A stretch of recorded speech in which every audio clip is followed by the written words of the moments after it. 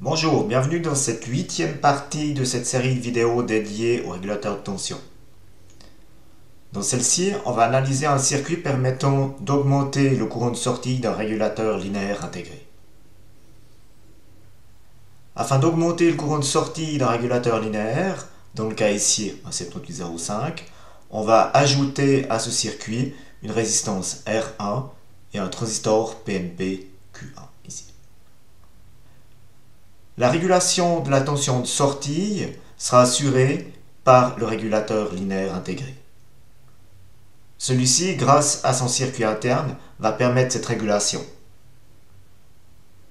Si on analyse le circuit interne du 7805, on retrouve ici notre pont diviseur qui mesure la tension de sortie. On a notre référence de tension qui est ici et un circuit qui va comparer la référence et la mesure de la tension de sortie.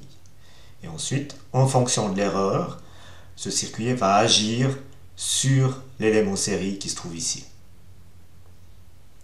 Ce circuit interne va piloter les éléments qui ont été ajoutés afin d'augmenter le courant de sortie. Dans le cas du 7805, notre régulateur va fixer la tension de sortie à 5 volts. Le régulateur va piloter le transistor Q1 et de ce fait-là, il va gérer le courant IC1 qui va s'additionner au courant de sortie du régulateur et qui va donner le courant de sortie du montage. Le courant d'entrée du régulateur va dépendre du courant de sortie et du courant de la patte qui est reliée à la masse. Le courant IR1 va dépendre de ce courant d'entrée du régulateur et en traversant la résistance R1, va créer une chute de tension UR1 qui va piloter notre transistor ici Q1. UEB1 est égal à UR1. Et de ce fait-là, lorsque le courant IR1 va augmenter, notre tension UEB1 va augmenter et le transistor va devenir plus conducteur. De ce fait-là, notre courant IB1 et IC1 vont augmenter. On va maintenant analyser la fonction de régulation de ce circuit. Pour ceci, on va partir du principe que la résistance de charge diminue. Si la résistance de charge diminue et que le transistor reste dans le même état, la tension aux bornes de la charge va diminuer. Si la tension de sortie chute à la sortie du régulateur, celui-ci, à l'aide de son circuit de rétroaction, va agir sur le transistor de ballast et rendre celui-ci plus conducteur. Le courant de sortie du régulateur va de ce fait augmenter. Le courant d'entrée va aussi augmenter et de fait le courant IR1 aussi. L'augmentation du courant IR1 aura pour effet une augmentation de la tension UR1. La jonction émetteur-base étant parallèle, celle-ci va aussi augmenter et le courant IB1 va augmenter. Le transistor Q1 devient plus conducteur et de ce fait, le courant IC1 augmente et la tension émetteur-collecteur diminue. Au final, cette augmentation du courant IC1 va se retrouver sur la sortie du montage. Donc le courant de sortie va augmenter et de ce fait, la tension sur la résistance de charge va augmenter pour revenir à la tension de 5 volts. On a donc une correction de la tension de sortie liée à la rétroaction. Ce circuit permet d'augmenter le courant de sortie.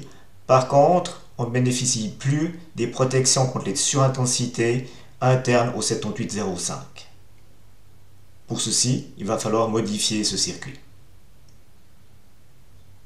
Voici un circuit permettant d'augmenter le courant de sortie. Donc on retrouve notre transistor PNP Q1 et la résistance R1 qui est liée.